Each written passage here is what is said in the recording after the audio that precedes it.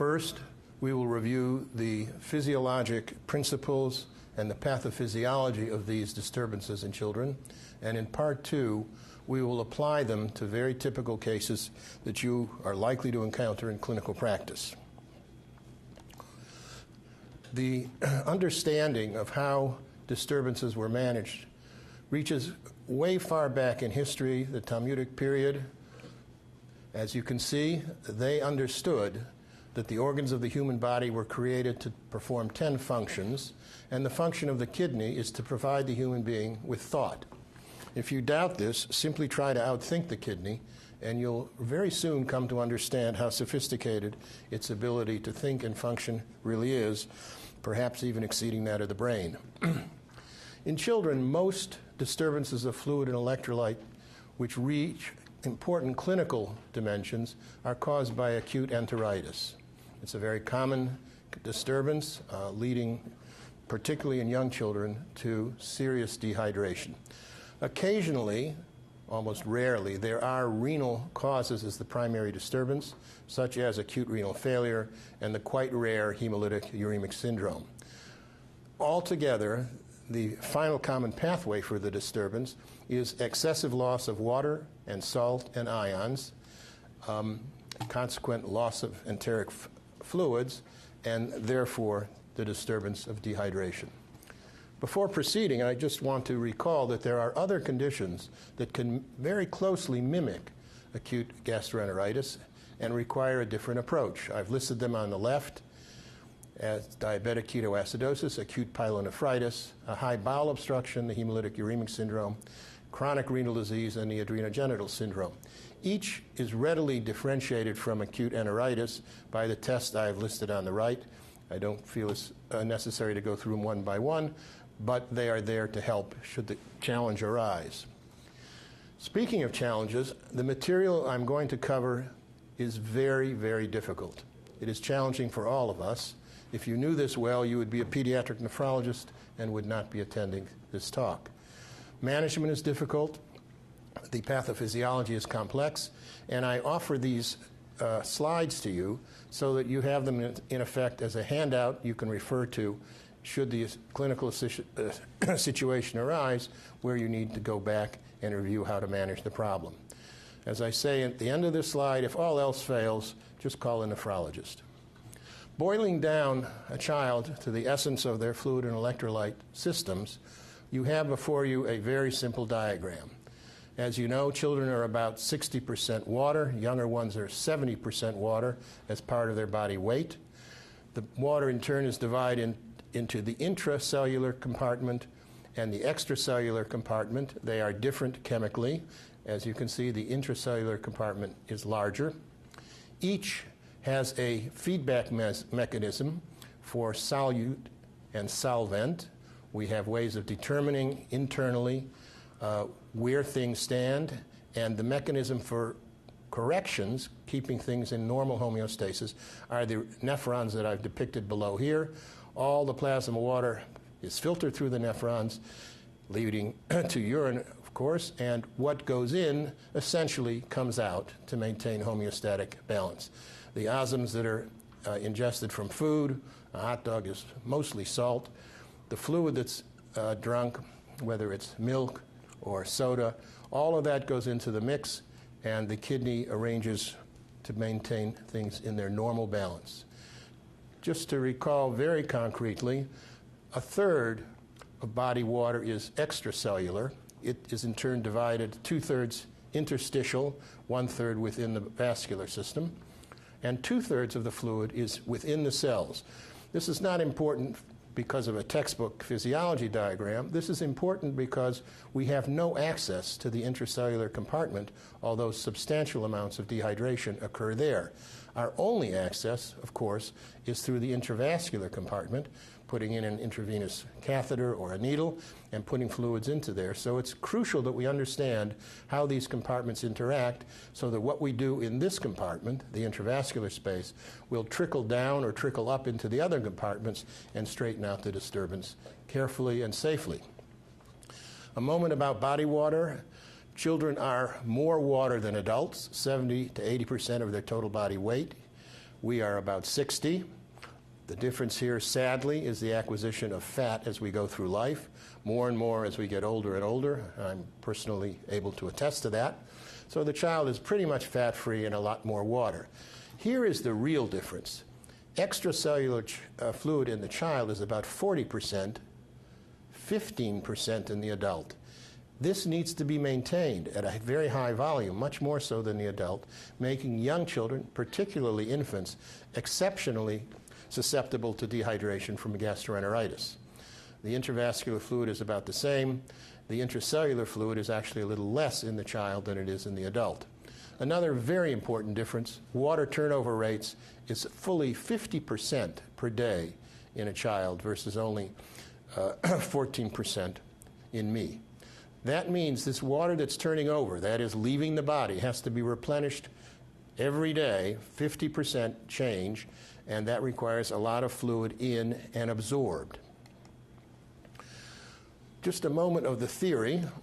I'm going to speak in a system based on body surface area in meter squares, and in a moment we'll get to how you determine that throughout this talk. There are different ways of thinking about water per kilo, per calorie, and per body surface area. It turns out that the simplest way, by far, is body surface area in meter square, and I will stick to that for the balance of this discussion. So, what do you need in terms of losses that you have to make up? Up to 3 years, about 1,200 milliliters per meter square. By the time you're up to 8, it's only 700 mils per meter square. So there's a substantial increase in insensible water loss in young children. Urine water, I've just used a convenient figure, is lost at about 750 mils per meter square per day. And then a fine tuning point, we actually manufacture internally about 250 mils per meter square of water via oxidation and tissue catabolism.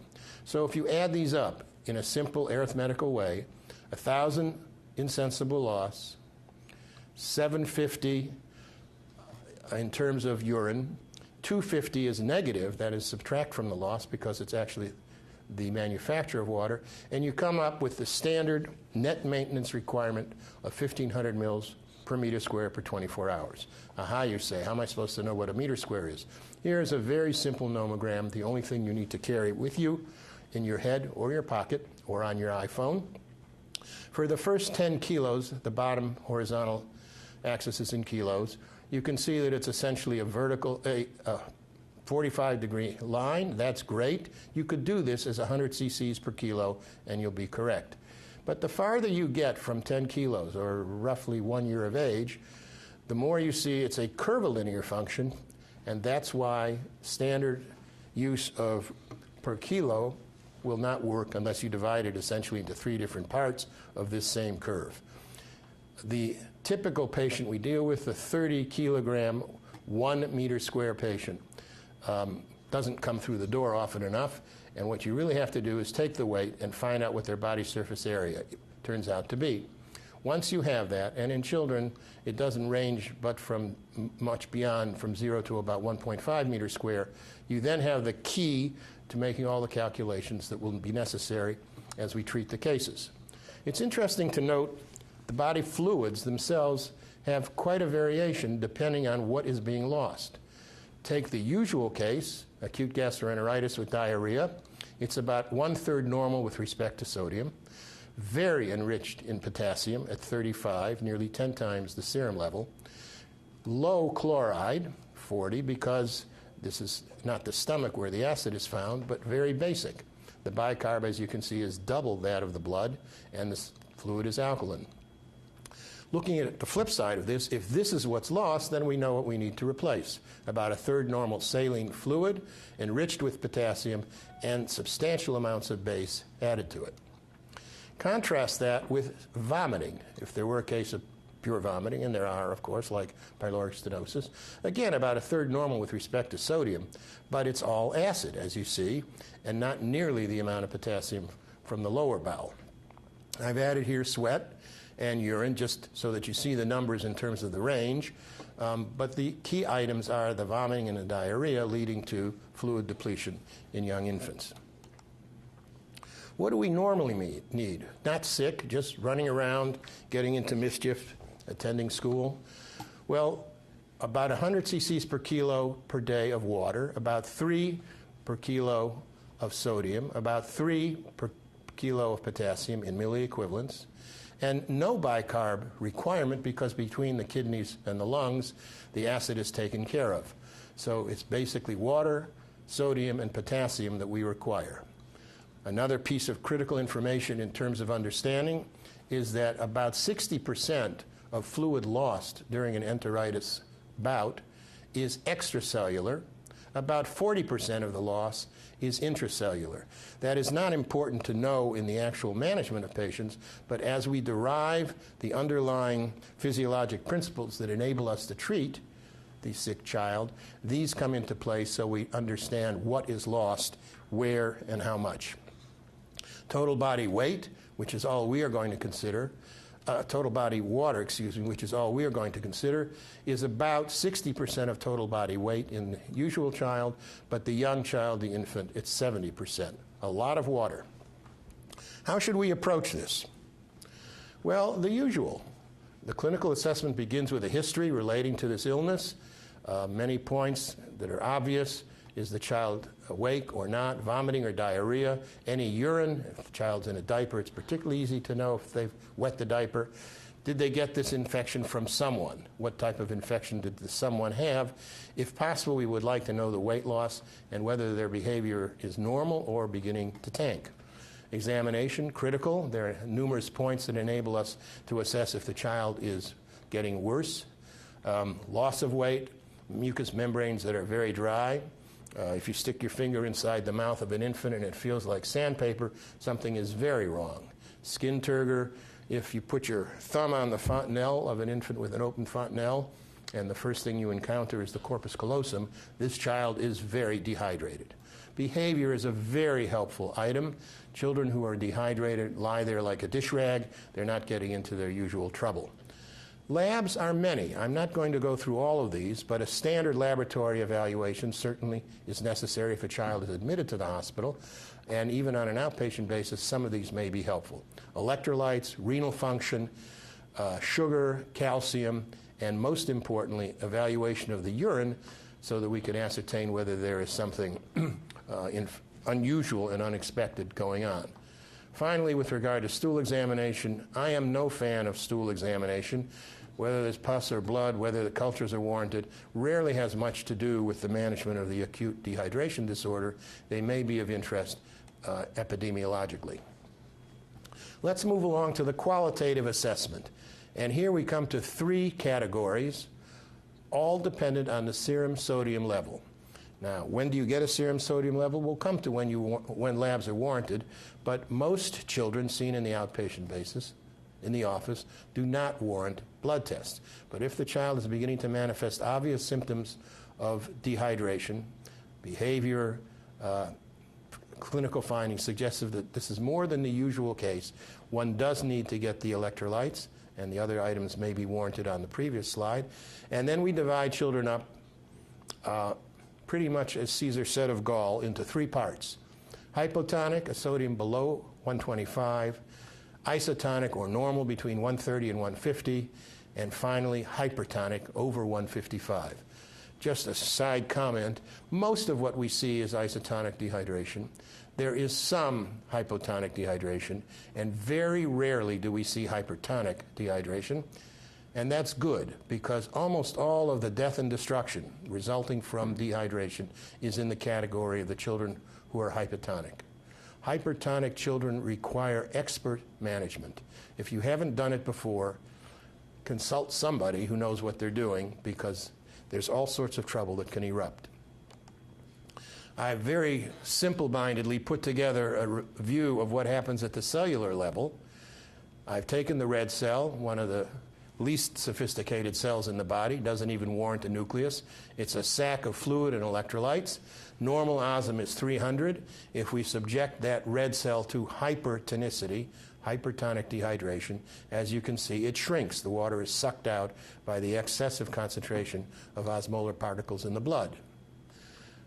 The opposite, in hypotonic dehydration, the cell actually has imbibed water because the environment is down to 250, it's 300, and electrolyte content is 300, and in comes the water to expand it. This speaks only to the cellular level in the simple red cell. Of particular concern in the real world, in the real child, is the fact that if you shrink down their neurons, they will get into serious trouble. The brain very poorly tolerates dehydration of the kind that leads to cellular dehydration, hypertonic, and that often leads to major consequences with bleeding intracellularly and strokes. Moving from the hypotonic assessment, we're going to go now to the degree of dehydration quantitatively. And it's, again, simple 3 parts: mild, moderate, severe. These are based pretty much on total body weight loss, if you can ascertain this. But let's point out that many, many parents know what Wilbur weighed last month at the doctor's office, and it was 10 kilos. And today you put Wilbur on the scale and it's 9 kilos. Well, you know, it's 1/10 or 10% total body weight loss. Very straightforward. That puts this child into moderate dehydration. So the numbers are 5, 10, and going towards 15. I say that with some caution because you don't get much beyond 12% without pretty dire consequences for the child. So 5% weight loss in terms of acute fluid, that is diarrhea or vomiting or both, will lead to mild dehydration and its management. 10% moderate, and severe you get over the 12%. What you have for findings that will enable you to infer where the child is you can assume, you can infer that the child has mild dehydration if they've experienced a history of GI losses. Moderate means you can find things wrong with this child already. Their circulatory system is impaired. They are not paying attention. They are very, very limp like a dish rag. And usually the mother will tell you this. That's of concern. You're into moderate already. If, in fact, the circulatory system is obviously impaired, you are dealing either with severe dehydration or perhaps even gram-negative sepsis as a result of the enteric infection. These are acute numbers. In more chronic conditions, which we don't usually see in this country, children can lose more than that amount, up to 15 to 20% of body weight. I will not be covering that situation in this talk. So, weight loss. Let's go through this. Mild, 5% in the infant, 3 to 4% in the child based on their recent weight. Assume that's present. Moderate, 10% in the infant, 6 to 8% body weight loss in the child. When you find things, severe dehydration, 15% weight loss in the infant, 10 to 12%, getting towards the 12% in the older child. The one caveat, the one fooler here, is that hypertonic case, the rare and difficult case, preserves circulation by its anatomic attack and therefore can be very misleading. Here are some findings that will enable you to gauge the severity based on that 5, 10, 12% scheme. I've listed the behavior: thirst, mucous membranes, tears, anterior fontanelle if it's open, skin, circulatory, urinary findings, which contribute to this differential diagnosis. And let's just go through them quickly. In moderate, the child's behavior is that he's irritable, there is thirst, the mucous membranes are dry, not much else in the way of tears, anterior fontanelle, or skin are terribly helpful. You will find, once you obtain the urine specimen, and it's vital to try to do so in a child hospitalized, that the urinary specific gravity is high, 1025 to 1030, and this all goes together to tell you this child is moderate. Mild and severe are listed here. The other the other findings, obviously the much more severe findings in the child with severe dehydration. I want to come back to the scale. I want to come back to the scale because there is no item as important in assessing and managing a child with dehydration than following weight and following it accurately. And I regret to say that a number of infants and children that I consult on the ward because of their worsening dehydration and falling renal function have no recorded admission weight. They have one eventually, but not at the beginning. We need that number, and we need the parents to try to tell us what a recent normal weight was so we can gauge things accurately. Laboratory studies can be a long discussion, but I will not make it a long discussion. All of these items, blood counts, electrolytes, pH, renal function, are critical. It is good to know the sugar level, the glucose level, simply to rule out diabetes. It is good to know the calcium level because sometimes in hypernatremic dehydration it is depressed. And in a patient who's dreadfully ill, in shock, a blood culture certainly is warranted to rule out infection as the cause of this whole problem. The urine. This is life itself for the person doing the diagnosis. Put a bag on the patient ASAP if you're admitting them or if you're concerned that they may be more seriously dehydrated than you originally considered. If you get the urine, we need to know the specific gravity, the pH, the glucose, ketones, all of which can be obtained on a dipstick, and if necessary a culture, because occasionally pyelonephritis does masquerade with vomiting and dehydration. In the very young infant, you may want to consider amino acids or a ferrochloride test just to be sure that this is not a manifestation of a much more important and severe underlying metabolic disturbance as a result of inborn errors of metabolism. Let me come back now to the specific gravity. If you think the child is quite dehydrated, but the specific gravity is not high, I've listed here 1025, but if the child you're evaluating is 1004 in the face of significant weight loss, you have to think about something else going on. Likewise, if the child is significantly dehydrated, but the urine is not quite acidotic, it's pH 7 even, something is quite wrong here. Similarly, I mentioned diabetes will go along with glucose and ketones in the urine. And last, let me turn to stool cultures. I don't particularly believe in them. I don't feel they're terribly important. Certainly acutely they have little to add to this situation. But as you can see, there are a list of creatures, all of which can produce enteritis leading to dehydration, and one should by all means diagnose them. First of all, for safety of the healthcare providers. Second of all, for epidemiology in the community. And thirdly, they might be something you can eradicate, although usually not. Certain of the parasites one can, in fact, eliminate, but there isn't much you can do for the usual Salmonella or Shigella or even E. coli. Who goes into the hospital is a critical decision and should be made by someone who is sophisticated in the management of these children. Obviously, if they have shock, an infant with dehydration going into the moderate zone, a child whose vomiting is persistent, meaning that trying to give them oral rehydration fluid will not work, a very young infant with a high fever, a child with bloody diarrhea until you know what the problem is. And I mentioned importantly, and everybody who's been in practice for a while knows, decompensated parents are a good reason to put somebody in the hospital and let the nurses deal with the illness while the parents regain their footing. Particularly in the case of an ill first child in the hands of older parents, in my experience, I sometimes need to do this. Chemical indications for admission assume that you've done the electrolytes, but disturbances of sodium, particularly hypernatremia, likewise potassium, hyperkalemia, hypokalemia, severe acidosis, where the bicarb has fallen below 15, or azotemia, where either the BUN and creatinine indicates renal perfusion and renal plasma flow are down, would certainly make you think about the need for what hopefully will be a brief hospitalization and vigorous treatment with nursing supervision so that the child does not get into deep trouble on the outpatient basis. Much of pediatrics initially is certainly a matter of telephone therapy and telephone assessment.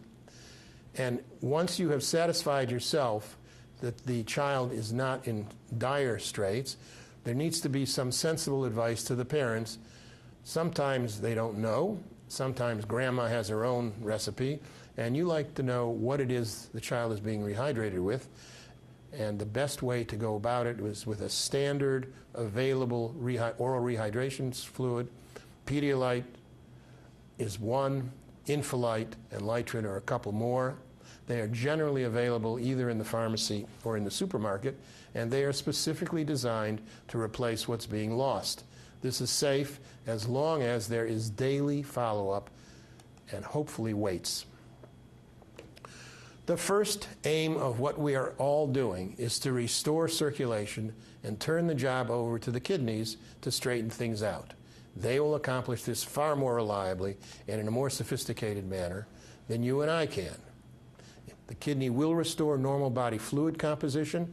What it needs to work with for materials are water, a proper dose of electrolytes, and sometimes magnesium and glucose, depending upon what state the child has arrived at.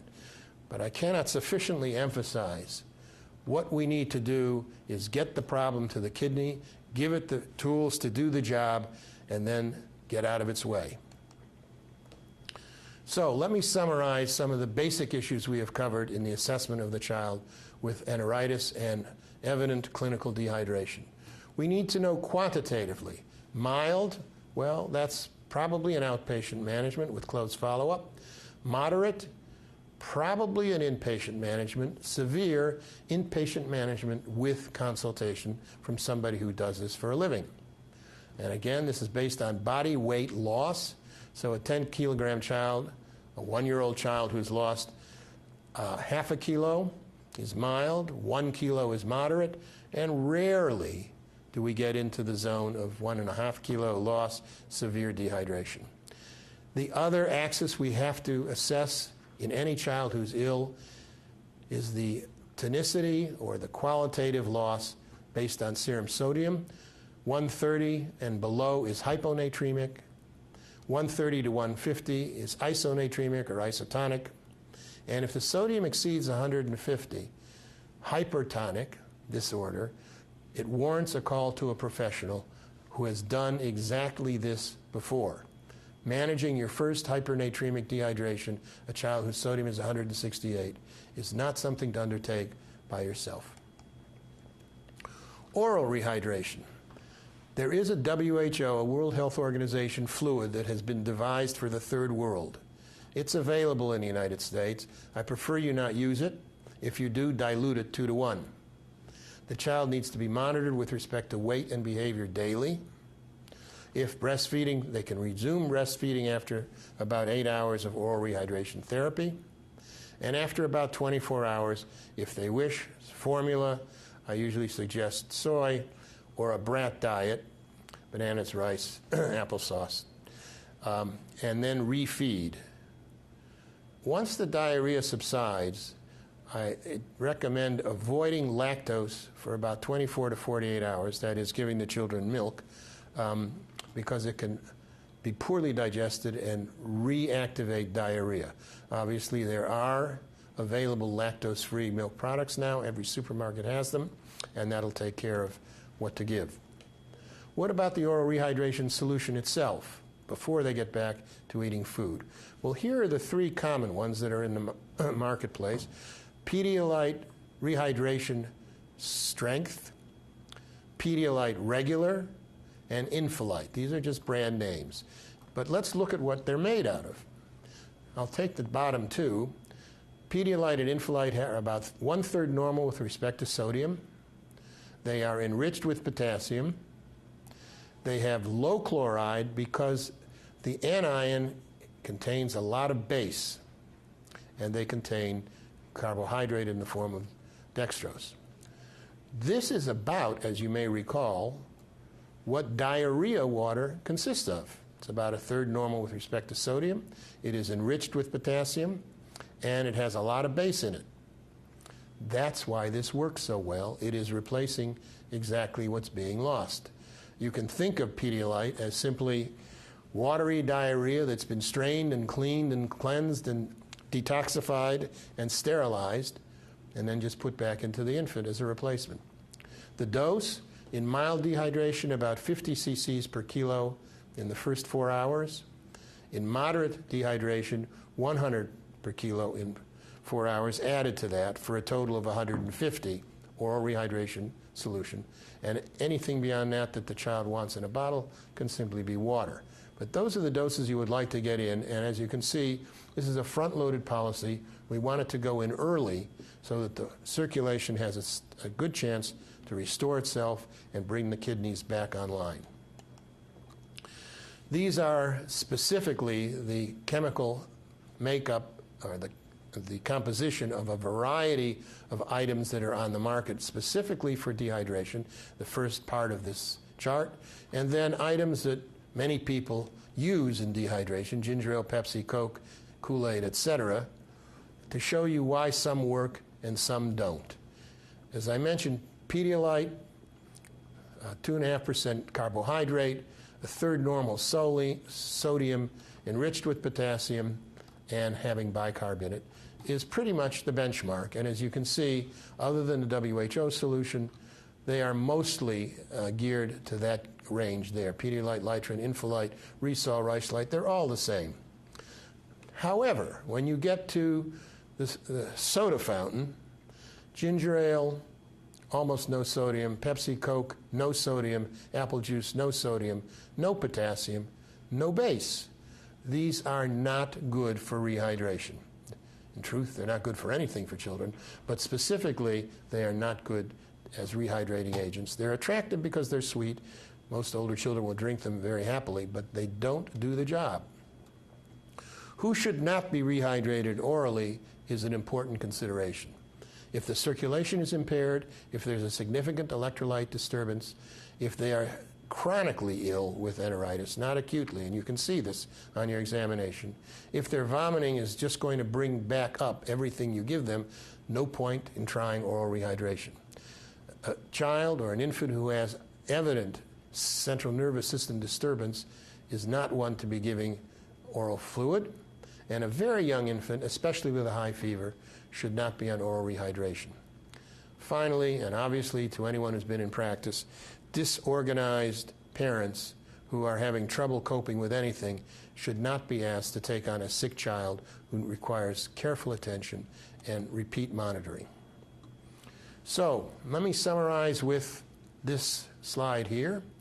This is the dose acutely in the emergency room, 50 mils per kilo in 4 hours for mild, 150 mils per kilo in the full day for the child who has moderate dehydration.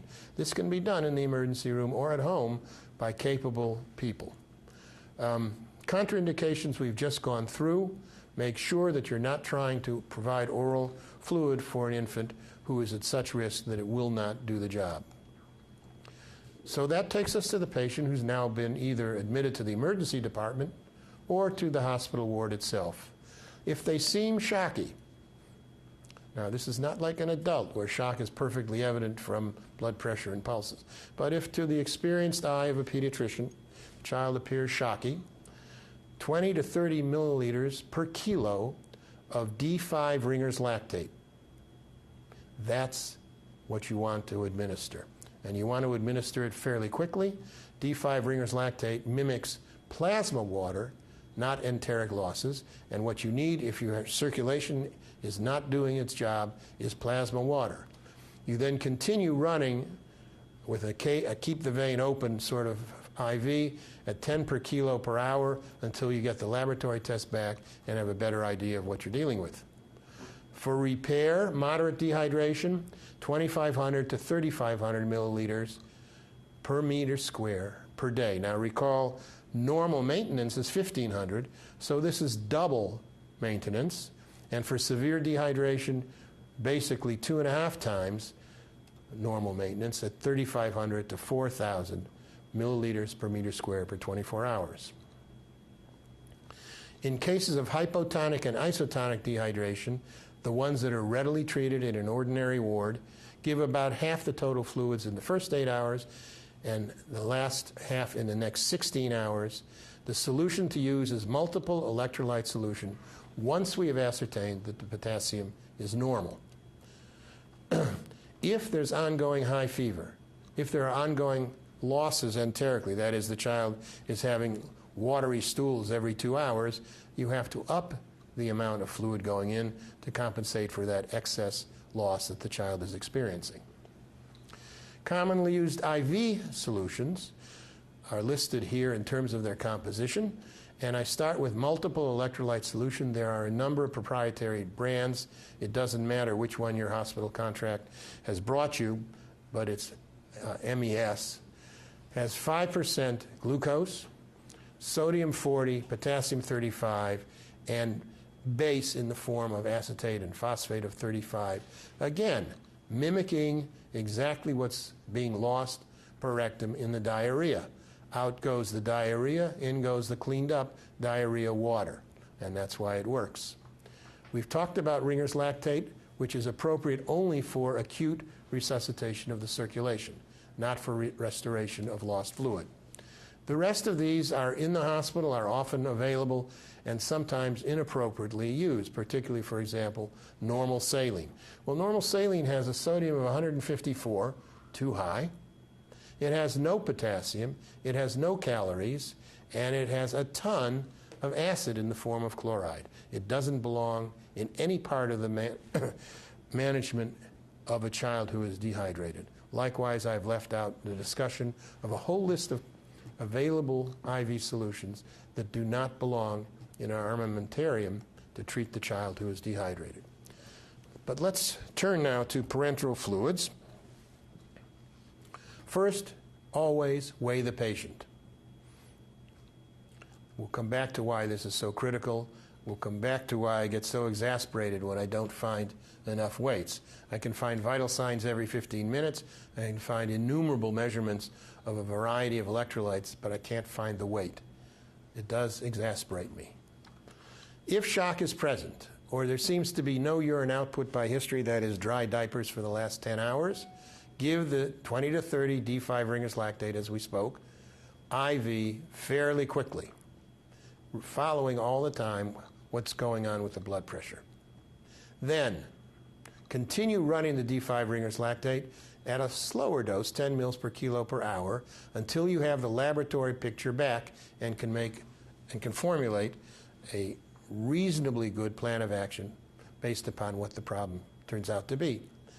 Once you know what you're doing, assuming this is isotonic or hypotonic dehydration, if it's moderate, twice maintenance. If it's severe, 3 times maintenance. Note that I have not talked about hypertonic dehydration yet. If the child is hypo or isotonic, half the total goes in the first 8 hours, the remainder, the other half, over the next 16 hours. If hypertonic dehydration is present, the goal is to restore hydration slowly. I'll say this again. Make haste slowly over about 48 hours. The target organ of damage is the brain. We want to preserve it, and this is the only way one can successfully rehydrate a child with hypertonic dehydration. I would urge calling a consultant who's done this before to help avert any kind of unfortunate outcome. Body temperature elevation, ongoing excess fluid losses all need to be corrected with additional fluids, and one needs to think about those somewhat quantitatively. To be very concrete about where multiple electrolyte solution cannot be used, it's a short list, but you have to bear it in mind. For the very young infant, it's not the right fluid. If there is renal impairment, it has too much potassium and phosphate for that patient. For acute resuscitation, you need D5 Ringer's lactate. It is too hypotonic to use multiple electrolyte solution. In hypernatremic dehydration, I've already said, get a doctor and they will help. If the adrenal is part of the culprit, hypoadrenal or Addison's or adrenogenital syndrome, the potassium will be already quite high, and this should not be the solution that is used. Again, for volume expansion, that is for circulatory problems, you need an isotonic solution, which this is not. Coming back to potassium, there is just one dictum I would like scribed on your heart or your brain, whichever is the valuable part of your system of learning. No P, no K. If you're not making urine and the worry is that in fact renal shutdown has either caused the dehydration, hemolytic uremic syndrome, or has resulted from the dehydration, acute renal failure, do not administer potassium. You will rue the day, and more importantly, you will certainly aggravate the nephrologist called in to deal with this child. Just to show you that these concerns cycle and recycle, and by the way, don't change, I offer for your attention an article in the New England Journal in 2005 talking about dengue shock syndrome, which is essentially severe enteric dehydration. And all sorts of regimens for volume replacement were tried, and they were tried so carefully and reliably that the article warranted publication in this very prestigious journal and even an editorial. So let me quote the conclusion. Initial resuscitation with Ringer's lactate is indicated for children with moderately severe dengue shock syndrome. This is not news, but it is again reaffirmed in a study that reliably tells you why not to use all those other available fluids. And if you're really interested, feel free to follow up on this citation, September 1st of 2005, and read the details. How do you know when you're making progress? Well, again, back to the kidney. When the urine output is about 40 mils per meter square per hour, or a cc.5 per kilo per hour, the kidney is back online. Its serum sodium should be its urine sodium should be roughly 40 milliequivalents per liter. That means that the kidney is essentially cruising. It's on autopilot, not working hard to readjust the serum sodium that it's presented with. Circulation should be normal, and weight should be going up. That tells you you're doing the job and it's working. So here is what I would simply say is the summary, the short version. 1,500 mils per meter square per 24 hours. Remember to have that meter square nomogram somewhere. Cut it out and paste it in your book of wonders if you wish, or post it somewhere at the nursing counter. Oral rehydration solution, the amounts that you need to give. Same for IV, intravenous fluids, the amounts and which one. And finally, what lab review is warranted and when do you need it? Certainly not for most outpatient management of dehydration due to enteric disturbances. This drawing is known to every nephrologist. It was a somewhat distorted view of one Greek subculture whose religious observance was the production of urine by the nephron, understanding how fundamental it was to life and survival. I too worship at the south end of the nephron because I know if it's doing its job, I don't have to. For those who enjoy complicated algorithms, I drew this one up, starting with dehydration, covering most of the things I have talked about, and you're certainly welcome to plow through it when you have the time and the inclination, since it attempts, I think successfully, to show you the assessment and management flow leading to successful care of children who have acute enteritis-induced dehydration. I will point out it does include the dread severe hypertonic case, and as you can see, this often, rarely does it happen, but when it happens, often leads to the need for dialysis to straighten things out. So as I said, in the hypertonic case, it is best to call in an expert rather than wrestling with it by yourself. One subject that gets a lot of recurrent press, it won't go away, is the treatment of metabolic acidosis.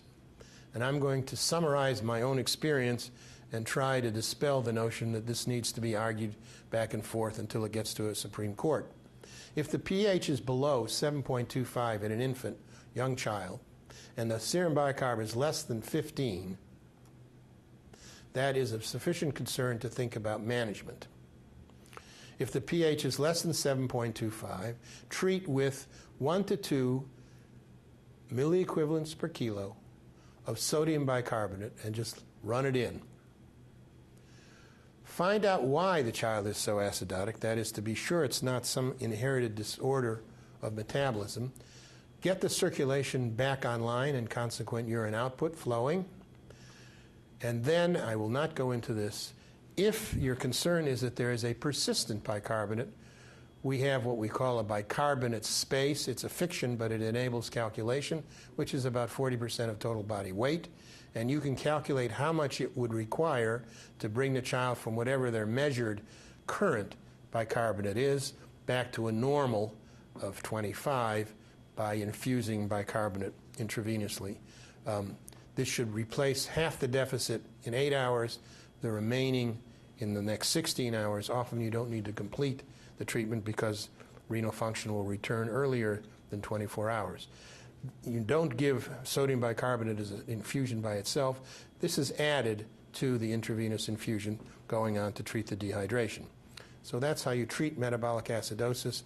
Other systems have been tried, other substances have been used, but since sodium and bicarbonate are part of our intravenous environment, they are normal to us, it's the safest to use.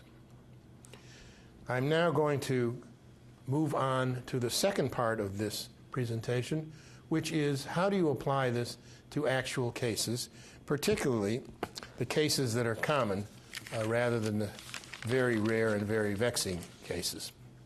These 4 cases that I'm going to begin with are by far the most typical, and you will encounter them in clinical practice, primary care pediatric practice. You will see them in the hospital. The good news is they're not that hard to sort out.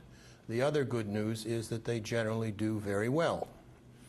However, the one thing that can interfere with their healthy resolution of the illness is mismanagement, and that's why I'm going to be quite detailed in terms of how to approach their care.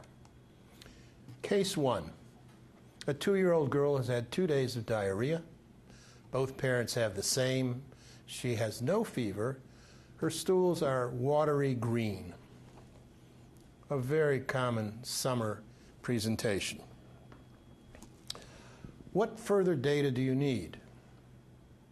What would be your recommendation? When should the parents and you become much more worried? That case illustrates the need to assess the child with respect to weight. At that age, typically we know what her weight has been. We can compare it with her current weight and know that this is, in fact, mild dehydration. The use of oral rehydration fluid, as I outlined in the part 1 of this discussion, will certainly get her back on the rails. She should be recovered in a few days. Daily telephone conversation and a weight check should suffice to manage her entirely on an outpatient basis. Case 2. Now we have a 10-month-old girl with 3 days of diarrhea. Her parents, guided by her grandmother, gave her tea and watered-down formula. She is febrile. Her weight is now 9 kilos, and we know that about a week ago when she was in the office for a regular checkup, her weight was recorded as 10 kilos. This is concerning enough for us to get blood tests, and hopefully with a rapid turnaround available to you, we know that her sodium is 140, her potassium 4, her chloride 100, her pH 7.1, with a bicarbonate of 9. We slapped a urine bag on her as soon as she came in, once we knew the problem, and in fact she did pee. We have the information available that her specific gravity was 1.029, her pH in the urine was 5, and she had ketones present in the urine. Let's answer these very basic questions which will enable us to know what to do. What is her fluid deficit? What is her sodium deficit? What is her potassium deficit? What is her bicarbonate deficit?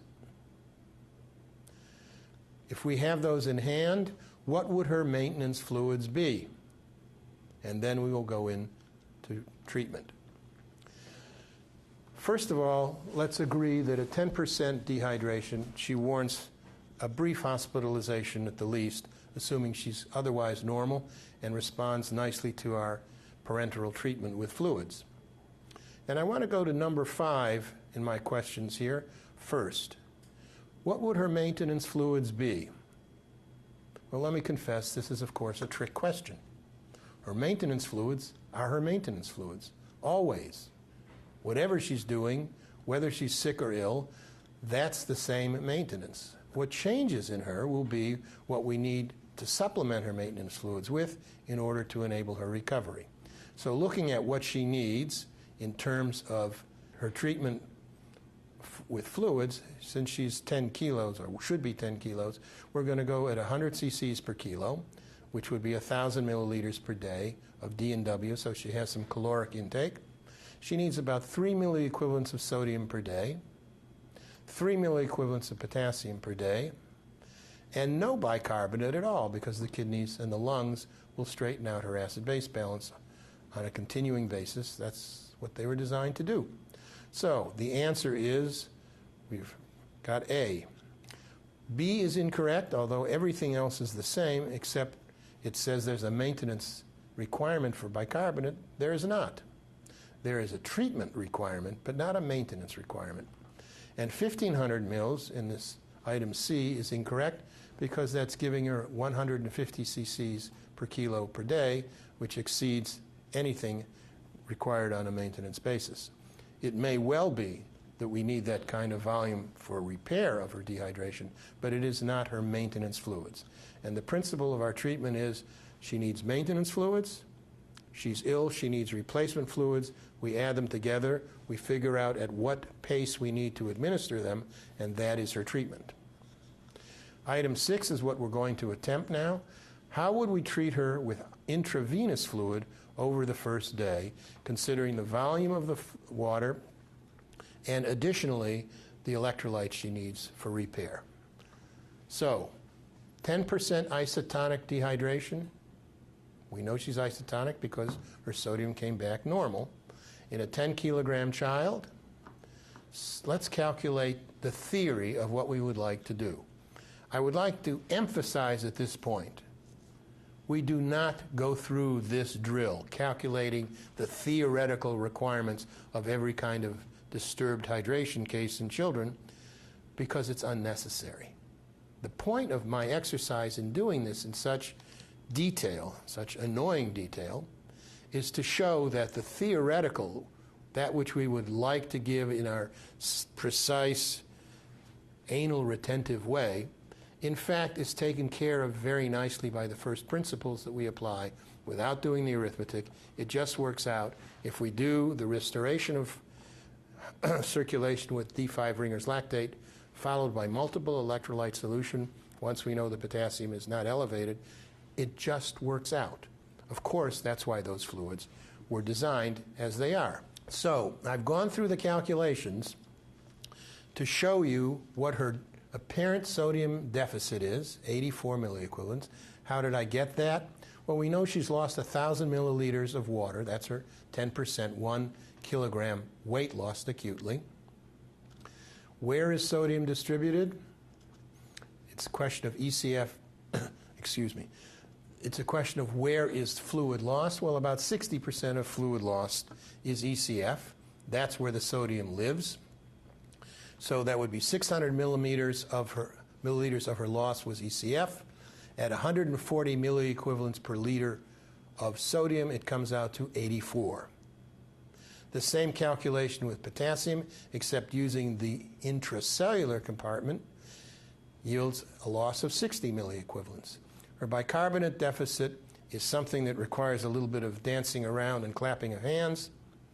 We invent something called the bicarbonate space, which is roughly the equivalent of 40% of body weight, and she is down at 9. She should be at 25, so it's a 16 milliequivalent per liter deficit, which comes out to be 64 milliequivalents that she is in need of. So those are the numbers we're going to consider as the theoretical requirements for repair. Sodium 84 milliequivalents, potassium 60 milliequivalents, bicarbonate 64 milliequivalents. Let's look now, instead of at the theoretical, which is the top half of this slide, the numbers that I just gave you, the 84, 60, 64, let's look at the practical. Now, again, I mentioned we need to do maintenance plus deficit in terms of her repair. So her maintenance is 100 cc's per kilo per day, 3 each milliequivalents per kilo of sodium and potassium. There is no bicarbonate requirement. So if we add the deficit we calculated, plus her ordinary 24-hour maintenance, this is what we would need to give her in the first day of treatment. 2,000 milliliters of water, 114 milliequivalents of sodium, 90 of potassium, 64 of bicarbonate. What happens when we give 20 cc's per kilo IV of D5 Ringer's lactate to restore circulation? And since she's moderately dehydrated, 10%, we give her double maintenance of that magic fluid called multiple electrolyte solution. Again, the brand might be ME75 or Isolite. They're different proprietary names. Well, this is what we end up giving her in terms of our practical, non-analytic arithmetical approach from the top. She ends up getting 2,200 of water, 106 milliequivalents of sodium, 71 of potassium, and 75 of bicarbonate. We said she needed 2,000 of water. We gave her 2,200. Pretty close, and a little extra in the face of dehydration certainly doesn't hurt. We said she needed 114 of sodium. We, in fact, give her 106. Very close. Similarly, potassium, she needs 90. We under-treated her a little bit at 71, and the 64 bicarbonate is close enough to the 75 as to make no difference. So just using the items we talked about in a practical sense, giving her D5 Ringer's lactate at 100 cc's per kilo to jumpstart the circulation, giving her 1,000 of D5 Ringer's lactate, giving her about 3 per kilo of sodium, 3 per kilo of potassium.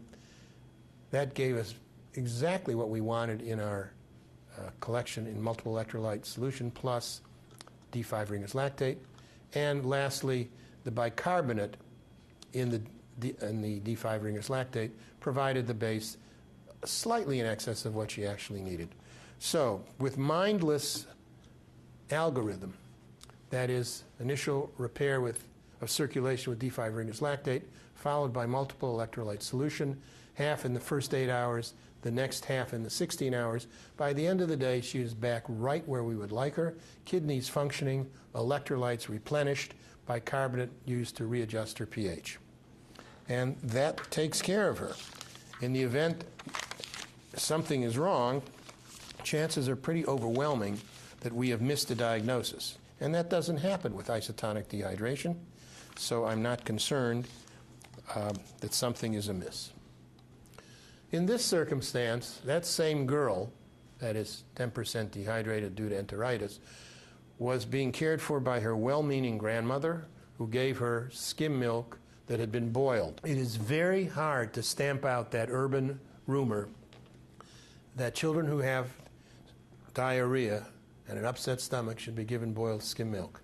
I don't know where it came from. I've been unable to stamp it out. I hope you'll be able to.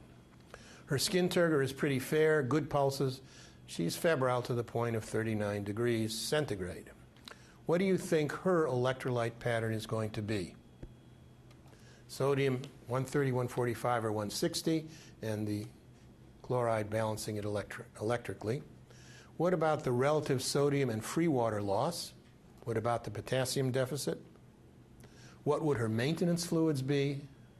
What would be the proper, appropriate treatment of her dehydration in addition to the maintenance? This is the dread case. Anybody who practices pediatrics and has seen this will tell you it's one of the worst items to take care of. And here's a mortality chart to show you.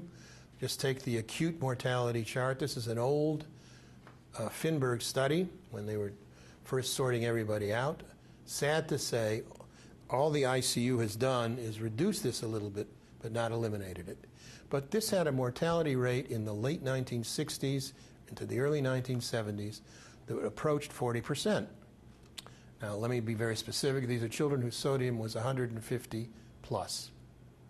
That's a lot of mortality from a what is apparently not a terrible abnormality of serum sodium. But I bring this chart here to remind you these children are sick. They're as sick as anybody you've cared for. These are the symptoms as your plasma osm rises, remembering that 300 milliosmoles is normal. And once you get up into the 400 range because of hypernatremia, you can see you are there with irritability, ataxia, CNS findings that are of great concern, including and up to seizures and spasms. The brain is the target organ for the damage in hypertonic dehydration. What are the causes of hypernatremia in children? Well, there are those where it's loss of water in excess of sodium, so that you're concentrating the sodium. Gastroenteritis, inadequate fluid replacement, fever, which drives out insensible losses at huge levels, mechanical overventilation in the ICU, again, sucking out water, and a primary CNS disturbance that kills thirst, so the child does not replenish fluid losses. Probably the most common cause after gastroenteritis is renal water loss due to diabetic ketoacidosis acutely, the rare diabetes insipidus, the inability to concentrate the urine either because of a defect in the brain or a defect in the renal tubule. Rare, but it happens. Osmotic diuresis brought on by glucose, mannitol administered diagnostically or therapeutically, and similarly X-ray contrast media. Or once the urologist has relieved an obstructive lesion in the urinary tract, out pours water in a complicated way. The tubules have been damaged by the obstruction and are no longer able to concentrate fluid. Again, this is a hospital-based disturbance. But most of this is gastroenteritis with insufficient fluid intake, usually aggravated by fever. Much rarer is the excessive intake of sodium, which will, of course, make you hypertonic. In the old days when infant formula was mixed and you didn't get the right amount of water, you could produce hypertonic infant formula. Babies will drink pretty much anything when they are very thirsty, and they became hypertonic. Treatment with sodium bicarbonate, forgetting that sodium is part of the sodium bicarbonate formula and will build up if you're using extreme doses. Boiled skim milk, I've already mentioned. What that does is boil off the water, leaving the electrolyte to concentrate. Depending on how much you boil it and how long you're giving it to a child, it can produce a huge amount of increased ions, specifically the cation sodium. Lastly, if you have seen a case of salt poisoning, my own experience has been that it is very rare, but when it has happened, I am deeply concerned that this is malicious rather than accidental. What do you find when you examine the child? As my great teacher used to say, when all else fails, Link, examine the patient. Doughy skin, tachypnea, fever, a never-to-be-forgotten shrill cry, almost a neurologic cry, in a miserable child who is vomiting, is very weak, and in toddlers, an intense thirst. They will drink out of the toilet. And ultimately, if it goes on long enough, seizures. Along with the elevated serum sodium, you will usually find hyperglycemia about half the time, and occasionally hypocalcemia. These do not need to be addressed acutely, but will require attention. The key principle of management for hypertonic dehydration is to make haste slowly. The attempt to correct this in the way you would an isotonic dehydration case is a terrible error and will lead to drastic unwanted consequences. Morbidity and mortality from hypernatremia, as I showed you before, are directly related to the change in the rate of change in serum osmolarity. So if the infusion suddenly runs in unchecked, one will often get a CNS disturbance.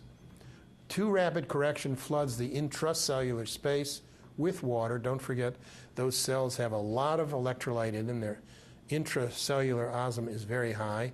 They suck water in as soon as it is available to them through the IV. This produces cerebral edema in a skull that is fixed and can cause dire consequences, as you might imagine. Again, I've said this to the point where you're sick of hearing it. If you have not before managed hypertonic dehydration, obtain help. Here is the actual treatment.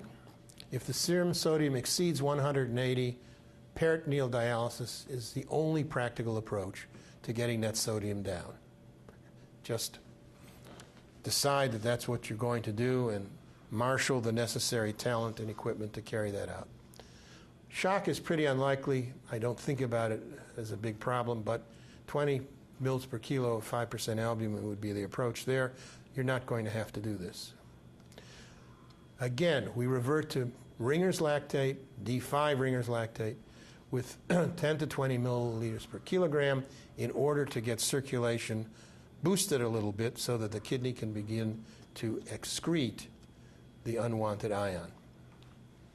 Over the next 4 hours, what you are trying to do is reestablish urine output and let the serum sodium fall to about 165, 160. Not a rapid correction. The correction is aimed to take place over 48 hours, not at the end of 24 hours. I've given you a scheme here, 10 milliliters per kilo per 4 hours, using D5 half normal saline or D5 quarter normal saline with added bicarbonate as sodium bicarb, mixed up. Now, again, the way to get in trouble is to do proprietary mixing of IV fluids. So be sure someone is checking your arithmetic and watching what you are mixing. If you get it right, you end up with a mildly hypotonic solution whose anion is half chloride and half bicarb, which is better in this circumstance. And we're going to drop the serum sodium by not more than about 10 milliequivalents per day. If you're starting at 160, it's going to take you 2 days to get down to 140 into the safe region. Make sure that the serum sodium is monitored with sufficient frequency so that it doesn't get away from you and start plummeting, which will lead to CNS consequences that are unwanted. This is poison. If you take D5W, thinking that this child has much too much serum sodium, you want to water it down, dilute it with D5W, you will end up with, at the least, a brain-damaged child, and at the worst, a dead child. This should not be in the same room with a child who has hypertonic dehydration. Next case. We are now on case 4, the third of the 3 types hypo-iso-hypertonic dehydration. This 1-year-old boy is admitted with diarrhea and dehydration, weighing 10 kilograms last week at the doctor appointment, and is now weighed at 8.5 kilos. He's had no urine for the last 15 hours. His diarrhea is explosive, and his well-intended parents gave him Kool-Aid, which he likes, and water ad lib. When you assess him in the emergency room, his blood pressure is 40, his skin is cool and clammy, and he seems shocky. What are his electrolytes likely to be before you get them back from the lab? What would be his appropriate initial therapy IV? Using blood, 3% sodium chloride, which has 500 milliequivalents per liter. And what is the relationship between the loss of sodium versus the free water loss? This child has a sodium of 125. By definition, this is a hypotonic dehydration case. I provided here TMI, much more information than you want, in order to calculate what is lost in this child who is in fact 15% dehydrated. 1,500 mils in a 10-kilogram child has been lost fairly acutely to bring him down to his current weight, 8.5 kilograms, and his disturbance, which in this case is hypotonic. I'm not going to bother you for the moment with all the arithmetic having to do with ECF lost. Remember, 60% of the loss is ECF, so that's 0.6. He's lost 1,500 mils. 900 mils is where is the ECF loss for sodium. It should be 140. It would take 125 milliequivalents of sodium to bring him back to normal. Doing exactly the same kind of calculation for potassium, we run, excuse me, we run the arithmetic, again, using the numbers that we have used for ECF and ICF, 90 milliequivalents lost. Free water loss, in his case, is actually negative. He's got too much water on board, not lost. It takes a little bit of fancy arithmetic to calculate the free water. We need to know that because that is electrolyte-free water. We want to put electrolyte back where it is needed, and therefore need to know how much of the water doesn't warrant electrolyte, because essentially it's excess water, not excess plasma water. In a sense, you can think of free water loss, which in our case is negative, as a net gain of water, which we know he has too much of. So there are the numbers. Sodium deficit, potassium deficit, and water, negative free water loss. How are we going to replace this? First 24 hours. Well, what is his maintenance? It's the old trick question. His maintenance has not changed. He needs, if he's a 10-kilo child, 100 per kilo of water, 3 per kilo of sodium, and 3 per kilo of potassium. For 1,000 mils of water, 30 of sodium, 30 of potassium. His deficit, which we calculated, is 1,500 mils of water. We know he is dehydrated, severely so. He's 15% down on his weight, acutely. His sodium deficit is 148. It is, of course, huge because that's his problem. His serum sodium is very depressed at 125, and therefore he's going to need a lot of sodium given back to him. And similarly for potassium, 90. When we add these together, his maintenance, the standard amount, the deficits which we calculated, we find that he needs about 2,500 milliliters of water, 178 milliequivalents of sodium, 120 milliequivalents of potassium. Now that's all fine if you've got the time and the calculator and nothing else to take care of to sit and calculate these sorts of things. But instead, I'm going to revert, as I have, to the practical. His maintenance plus his deficit will be seen to by using the right amounts of standard fluid replacements. 20 mils per kilo D5 Ringer's lactate. We've done this regularly to restore circulation. That provides 200 mils of water, 52 of sodium, 2 of potassium. We give him 3 times maintenance because he is severely dehydrated, 15% total body weight. 3 times maintenance using multiple electrolyte solution, which is 3,000 milliliters of fluid, 120 of sodium, 105 of potassium. These just come out of the bottle when you give him the 3 times maintenance, which he requires because he is severely dehydrated. Remember, moderate dehydration, we give him twice maintenance. Severe dehydration, 3 times maintenance. These are the numbers. The total that we give will be 3,200 milliliters of water, 172 of sodium, 107 of potassium.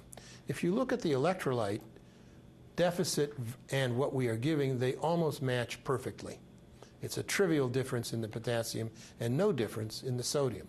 It is true, we have given him too much water. We would have liked 2,500. We've given him 3,200. This child has lost 15% of total body weight.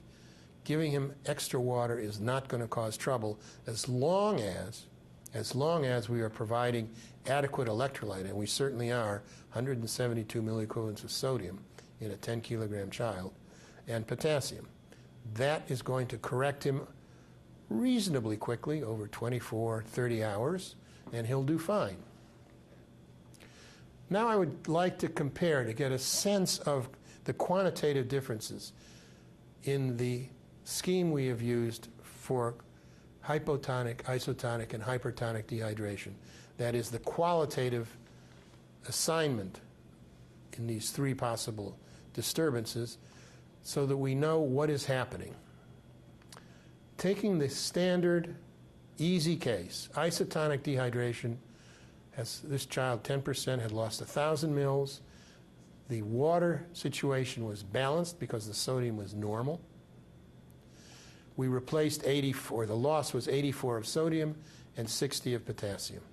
That's your usual dehydration case, summer enteritis. The hypertonic dehydration child, which I said requires a very sophisticated approach, likewise lost 1,000 milliliters, lost a substantial amount of water, that's why they're so hypertonic, lost much less sodium, they're hypertonic, hypernatremic, and similarly much less potassium. So their cation losses are very diminished compared to the hypotonic child and even compared to the isotonic child. The hypotonic child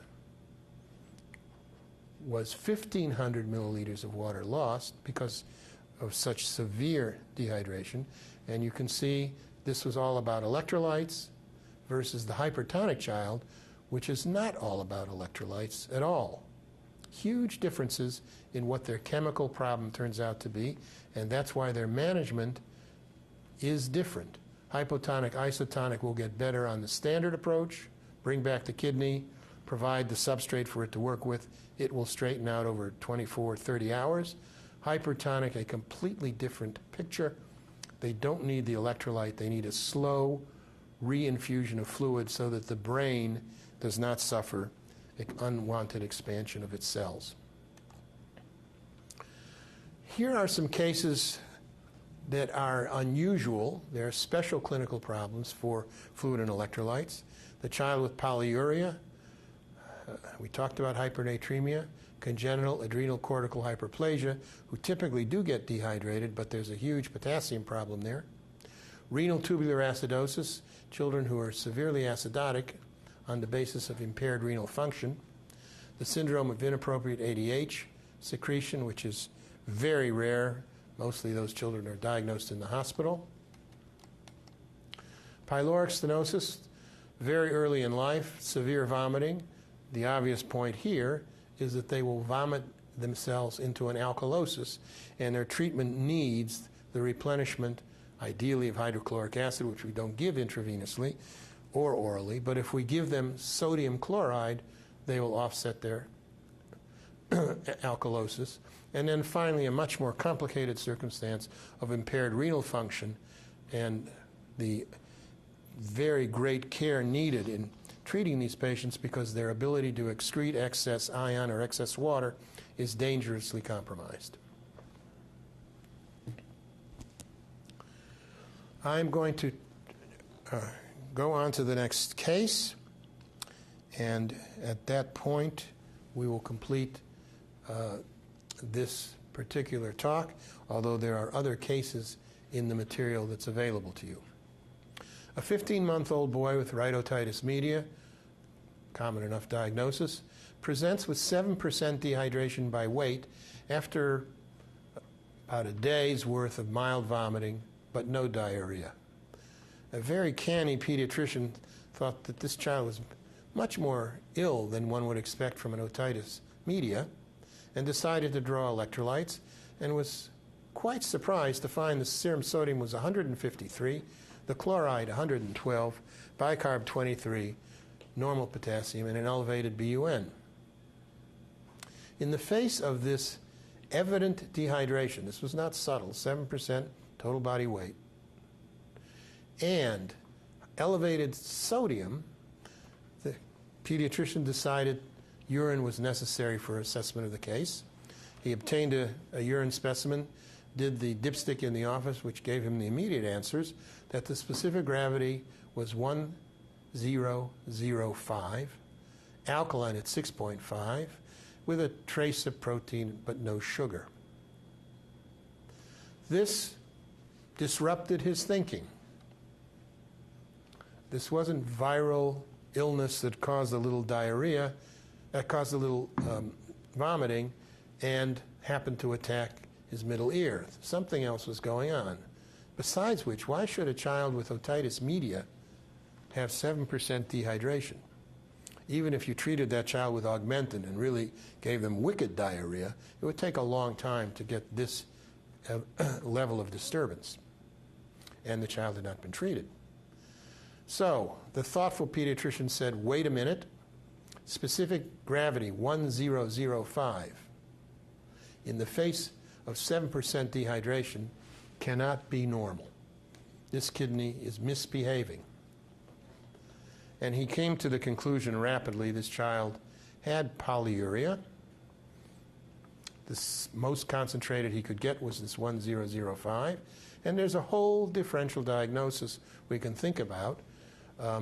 Diabetes, polyuria, renal glycosuria, polyuria, chronic renal failure with a concentrating defect, renal tubular acidosis, inability to concentrate there. Other forms of concentrating defect, renal medullary disease, severe potassium deficiency, pyelonephritis, masquerading as enteritis, sickle cell disease after a number of years, and the absence of ADH, which is, of course, the hormone necessary to concentrate the urine. That comes about from central or nephrogenic diabetes insipidus and sometimes psychogenic polydipsia. This pediatrician had this differential diagnosis drilled into his temporal lobe, and he was able to begin the assessment. But the main point of his case is that he made the connection between a dehydrated child with a 7% weight loss, yet a urine that was virtually water, 1005. It wasn't even the usual physiologic 1010, but 1005. And this child did turn out to have a concentrating defect. That was causing the polyuria. That led to the dehydration, the significant dehydration, but inability in any way to concentrate the urine.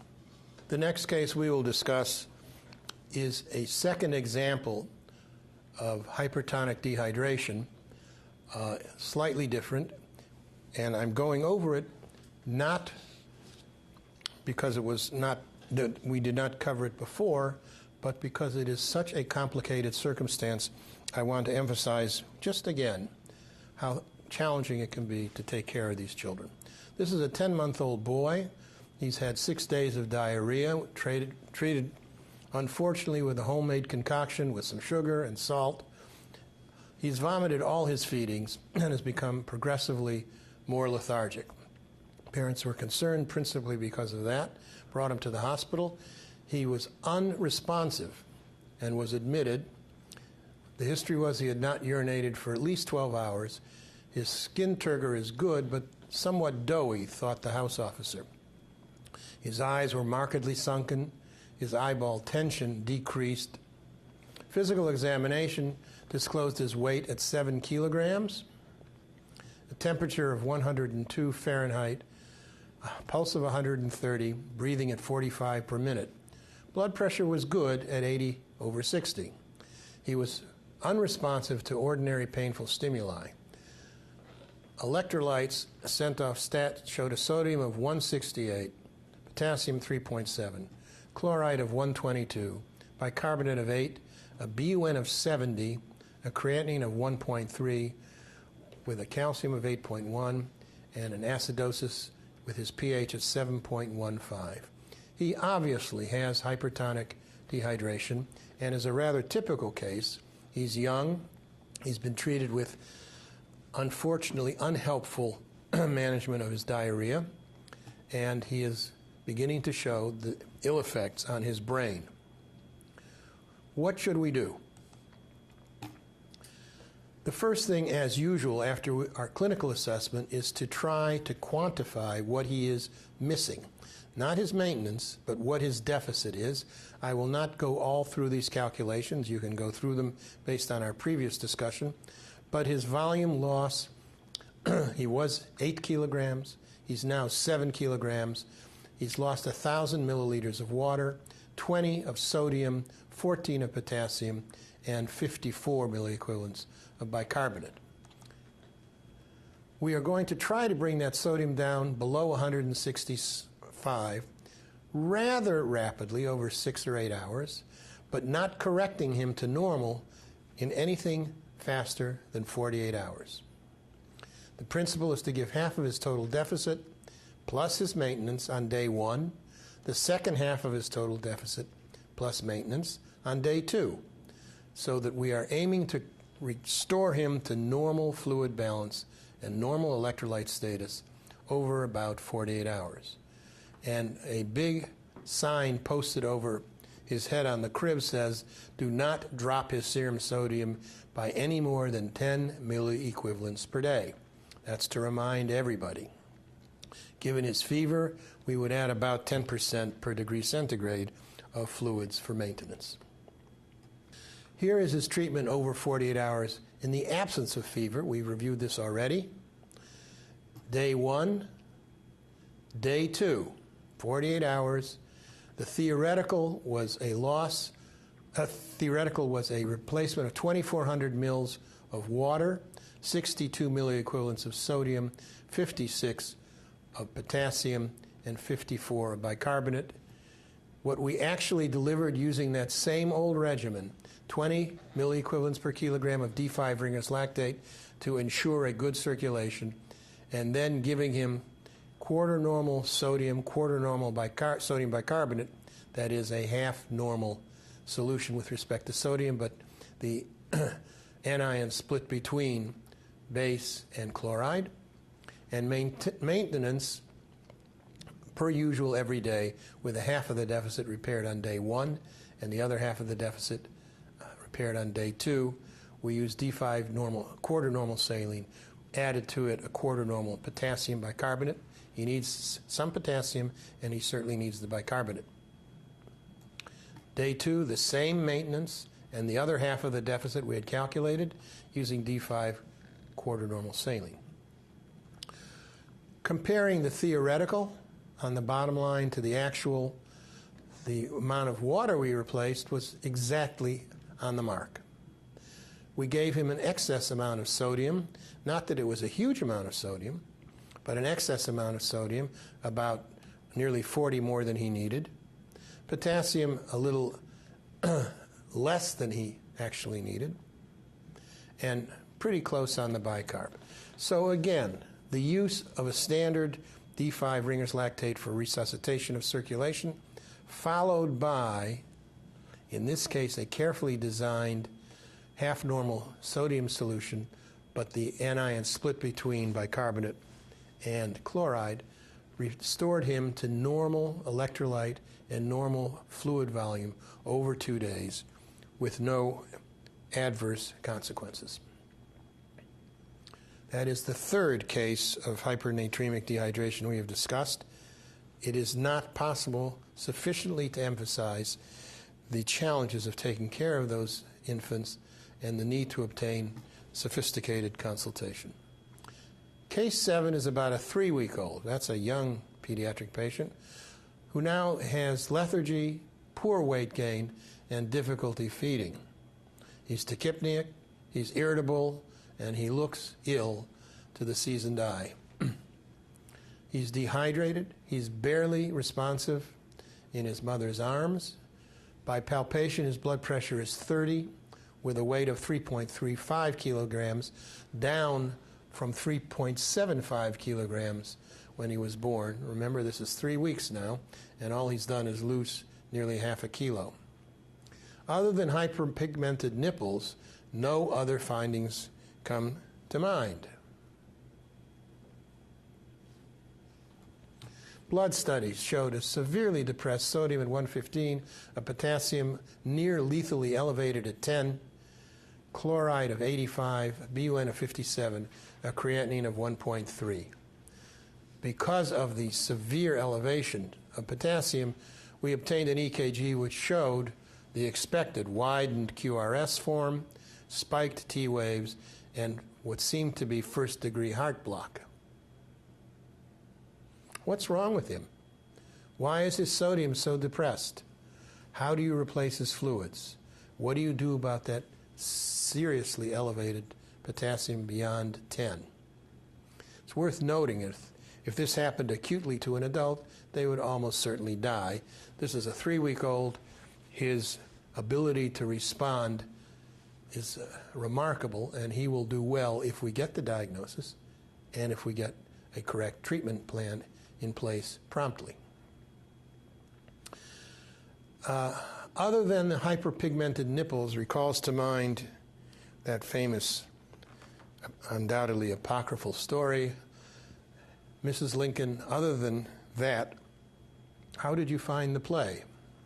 That, of course, being the assassination of her husband. Other than hyperpigmented nipples is the key point. This child clearly has adrenogenital syndrome or cortical adrenal hyperplasia, which is giving him a complicated metabolic disturbance. I've put it here for those of you who like to trace the chicken wire. Don't forget that the chicken wire form is used with cholesterol, which we're not concerned with, but it's used for aldo, for cortisol, and for dehydroprogesterone. Consequently, we have to have a whole series of enzymes which transfer from one column to the other, producing either mineralocorticoid or glucocorticoid in order to sustain normal body function in our endocrinologic realm. So this child's diagnosis rests upon the fact that he has too much pigmentation. What he has is a 21-hydroxylase block, a complete block for his CACH. He cannot convert progesterone to cortisol and aldo. The aldosterone is the one we're concerned with. That's what's led to his dehydration and his abnormal electrolytes. His fluid loss is chronic now for 3 weeks with huge intracellular fluid loss and huge, as you saw, weight loss due to fluids. His sodium depletion is his mineralocorticoid deficiency, his inability to manufacture aldosterone. It also contributes to his poor intake and made worse his renal tubular water loss. His treatment is, first of all, the expertise of an endocrinologist who will then prescribe sodium chloride with fluid, DOAC of some sort, and hydrocortisone to stop the increased ACTH production, which is driving all of this. This is a complicated case. In this circumstance, it's too complicated for the world of a nephrologist and requires sophisticated input from the endocrinology department. Case 8. This is a 3-month-old girl that I saw with 6% dehydration by weight. She'd had vomiting and diarrhea for about 3 days. She had watery stools, very poor intake, but her urine was continuing despite her dehydration. Did she have enteritis? Well, there was very little to suggest infectious enteritis of any sort. On physical examination, she was 4.2 kilograms. She was essentially a febrile, pulse of 140, breathing at 45, blood pressure 70/40. Her mucous membranes were dry, fontanelle was sunken, extremities were cool. She was lethargic, but when you bothered her, she was able to express her irritability.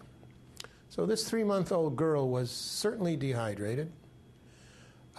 She had some vomiting and diarrhea, which maybe was infectious, maybe wasn't. Her electrolytes were surprising.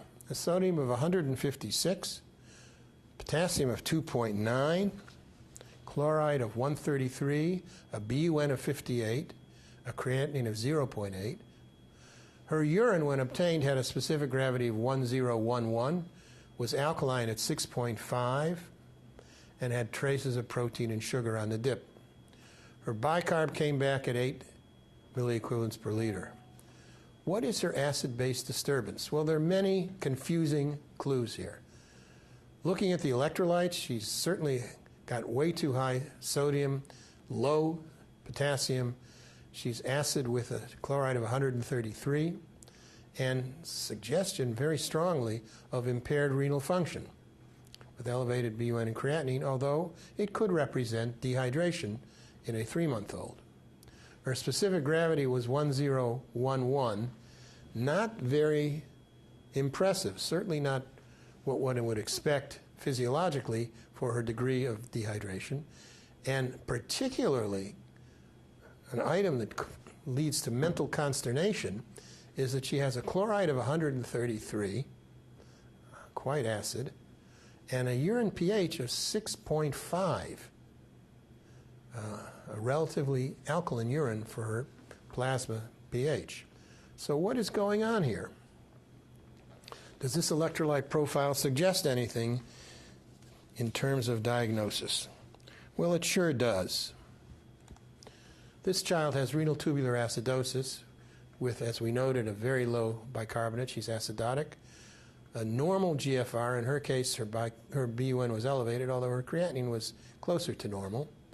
Or, as in this case, a decrease in bicarbonate way out of proportion to her diminished GFR. She had a hyperchloremic metabolic acidosis and a normal anion gap. What do we mean by that? What we mean by a normal anion gap is that when you measure chloride and bicarbonate versus sodium and potassium, the arithmetic is normal. It works out. There's nothing missing in the way of how much anion is available. That is, the number is not depressed with some other substance in there producing the total anion. Here's what it means when you calculate the anion gap. It is the sum of sodium minus the combination of chloride and bicarbonate, and it, in normal circumstances, is less than 12. When it gets up to 20, there's a gap. In dehydration due to enteritis, due to other common conditions, the anion gap is unchanged. Diarrhea, renal disease, an exogenous acid load. It is increased when there is something that doesn't belong there. In this case of lactic acidosis, lactate. In salicylate poisoning, the salicylate. In ethylene glycol, that's what's causing the anion gap. In diabetic ketoacidosis, various ketones. In amino acidopathy, amino acid residues. And in renal failure, in a more complicated circumstance, there are other organic compounds that produce this apparent anion gap. I say apparent because obviously there is some chemical in the body which is bringing about electroneutrality. Otherwise, the child would be a battery and would spark when you touch the child. But it is invisible to our ordinary laboratory review, and therefore we have to go forward diagnostically to establish which anion is the culprit and therefore what is the disease causing it. So what was the suspicion in this child that led to the diagnosis of renal tubular acidosis? She had the classical failure to thrive, the irritability, had she been older than 3 weeks, bone disease, weakness of the muscles, eventually with life, many years later, nephrocalcinosis. In her case, this has not happened yet and would not because she will be treated. In addition to that, we need to know what kind of renal tubular acidosis. Let me say that it is important to be certain that this is not about impaired renal function, that is glomerular filtration impairment, and her creatinine of 0.8 suggests nothing terribly out of whack other than some dehydration. The types of renal acidosis I will only mention and will not get into, but again, a nephrologist will sort out with you, is this distal, is this proximal, is this a mix of both, and then two very rare, type 4 hyperkalemic and incomplete RTA. Most cases are proximal RTA, readily proven and readily treated. The distal, and by the way, often resolves spontaneously after a number of years. Distal is a lifelong condition, the next most common. Differentiating the proximal and the distal, I give you this chart. Again, this is best done with someone who has the experience with this problem. It can be difficult at the beginning. As I said, the proximal can go away after a few years of treatment. The distal is a lifelong condition, and I leave for you to sort out all these fine points of the differential diagnosis. But the point about this is the child is dehydrated and acidotic on the basis of impaired renal function, not transient, but there for either several years or even life. And these children, particularly early in life, get dehydrated, and we miss the diagnosis if we think this is simply enteric. My next case is a very hard one. This was a 14-month-old boy we admitted for pneumococcal meningitis. Now, thank the good Lord, with the advent of very effective conjugated vaccines, there is no more pneumococcal meningitis, and perhaps this, therefore, is theoretical in this particular circumstance, but there are other similar situations which can lead to the same problem.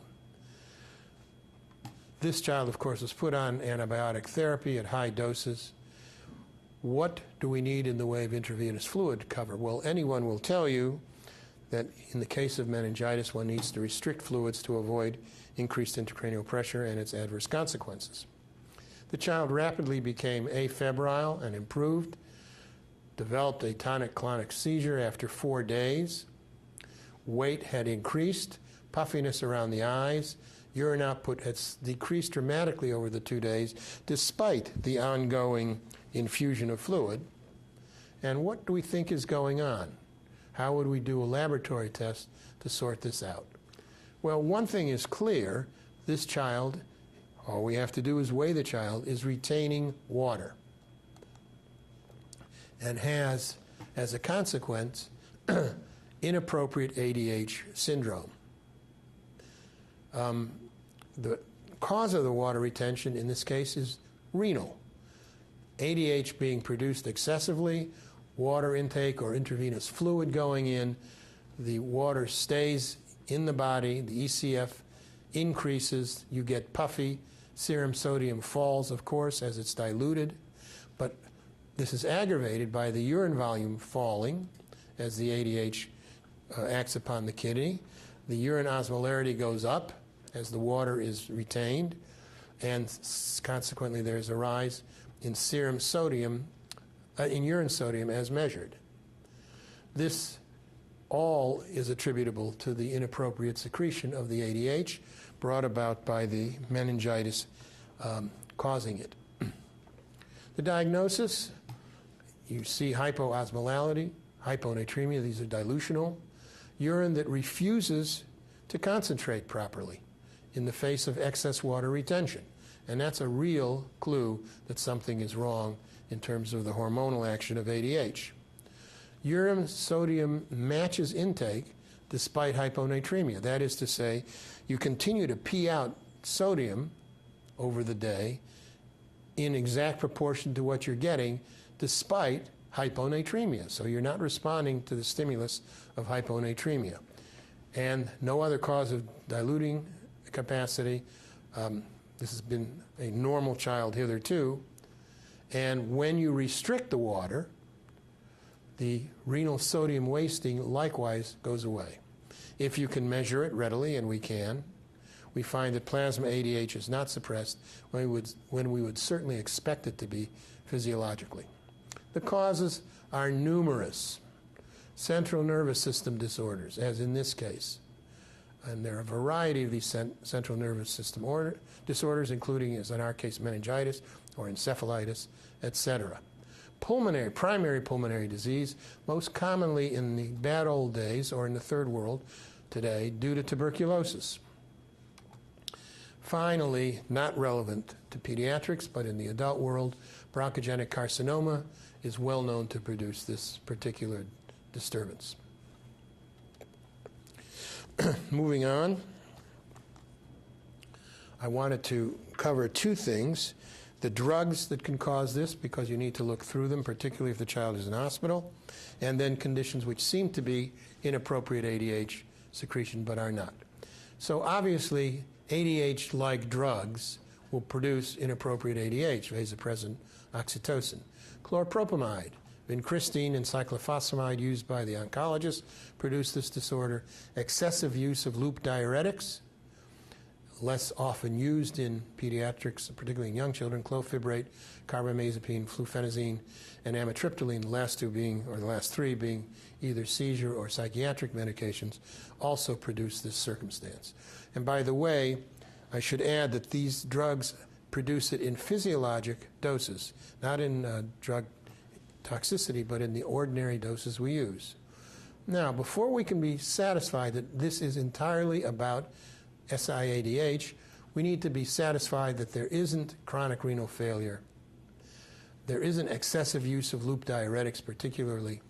This is not about chronic severe hypokalemia and Bartter syndrome, which produce inappropriate ADH by the severe unavailability of potassium. I've listed here what drugs produce enhanced distal water reabsorption, leading again to dilutional hyponatremia and water retention, chlorpropamide, talbutamide, phosphodiesterase inhibition, and perhaps glucocorticoid deficiency. All of these can mimic an inappropriate ADH syndrome and are readily taken care of once the diagnosis is understood. Case 10. Again, a young one, a 3.5-week-old boy, is admitted with vomiting and feeding difficulty. He's clearly dehydrated and ill. His weight is 4.9 kilogram. His abdomen seems to contain some kind of a mass, a small one, nonetheless a palpable thing in his upper quadrant. His blood lab study shows sodium 136, potassium 2.3, chloride 88, bicarbonate 36 with a pH of 7.56. Clearly he is alkalotic on the basis of excess bicarbonate and obviously depleted sodium. Meanwhile, his potassium is low, although his sodium is about normal. So what is his disturbance? Well, this is pretty clear. He has an alkalosis. Not usual in terms of fluid and electrolyte disturbances in pediatrics, but he has an alkalosis. There's no getting away from it. His pH is elevated, his bicarbonate is elevated, his chloride is depressed. What's going on? Well, he has pyloric stenosis. The little mass in his upper quadrant is the palpable lump in his pylorus. And the circularity of the situation drives it ever worse until his diagnosis is made. The depletion of potassium chloride and hydrogen ion, because he's vomiting gastric fluid, leads to diminished serum potassium, drives up his renin, drives up his aldo, drives up his potassium loss in the renal tubule, both potassium and chloride, resulting in a systemic alkalosis, and the system just keeps driving itself as the potassium is driven into the intracellular space by the dehydration and the alkalosis. The remedy is very simple. He needs a date with a pediatric surgeon. Case 11. And here we are entering complicated situation. This is a 1-year-old. He's been ill for 1 week, vomiting, diarrhea, and fever. Previously, she's been completely healthy. Her diapers have been dry for the last 12 hours. She appears ill. Her weight is 10 kilogram, tachycardic at 160, respiration's 28, blood pressure 50, and she seems to be dehydrated. We get the blood studies, reasonably normal sodium, elevated potassium, depressed bicarbonate, a little bit low on the chloride, not especially worrisome. And then this startling number, a BUN of 80 in a 1-year-old. What accounts for that? We treated her dehydration in the manner that we've discussed several times now in these talks. Her GI symptoms have abated, her circulation is good, It has been restored. The acidosis was corrected. Her blood now shows sodium 125, a little lower than we'd like. Potassium is down to 5.5. That's a relief. BUN has fallen from 80 to 54. That is not a successful rehydration with a BUN that should be about 10 and instead is 54. Urine output was 80 milliliters on day 1, 45 milliliters on day 2 in a 1-year-old. It's obvious that that is dramatically reduced from what one would expect and doesn't seem to be responding to treatment of the conventional kind that we've admitted. So why does she have azotemia, elevated BUN? Why does she have oliguria? What would her appropriate maintenance fluid volume be? And why is she hyponatremic? And how would you treat it? With optimum parenteral treatment of her fluid and electrolyte and calories, what is the expected daily weight gain in this child? None, slight weight loss, 2% weight gain, 3% weight loss. These are the questions that we are now going to answer.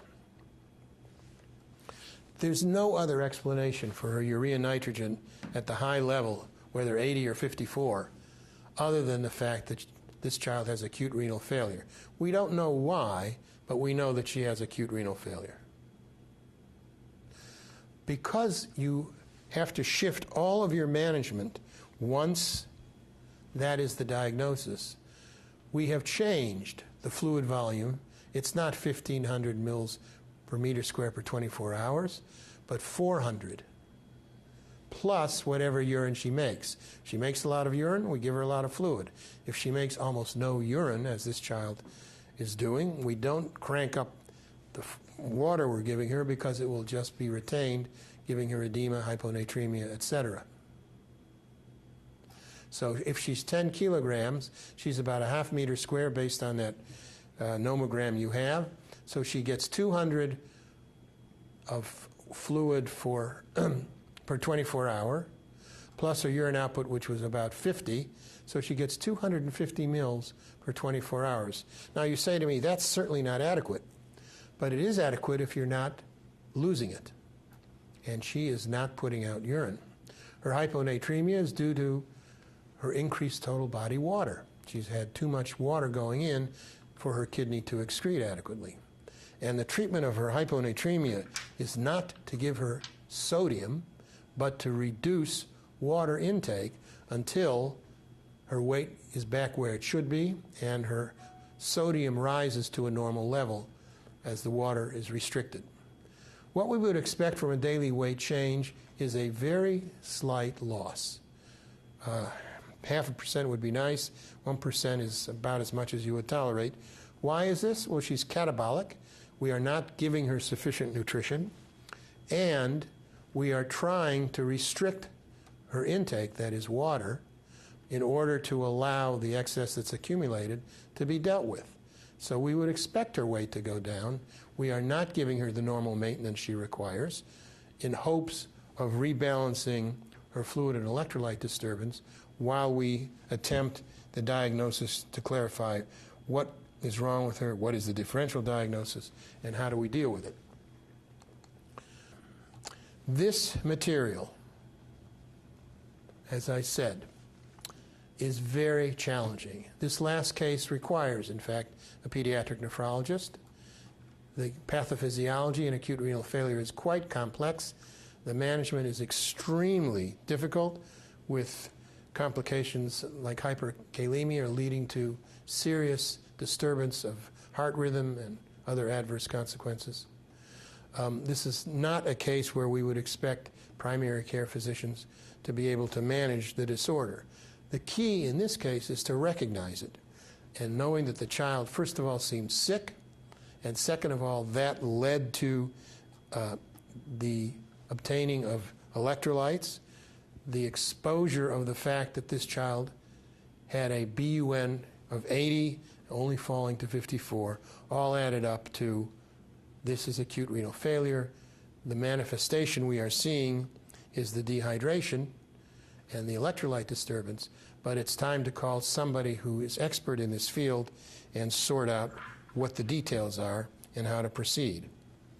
Not that anybody is going to manage acute renal failure in the ordinary setting, but to recognize that that is the underlying condition, and ordinary attempts, usual attempts, to rehydrate this child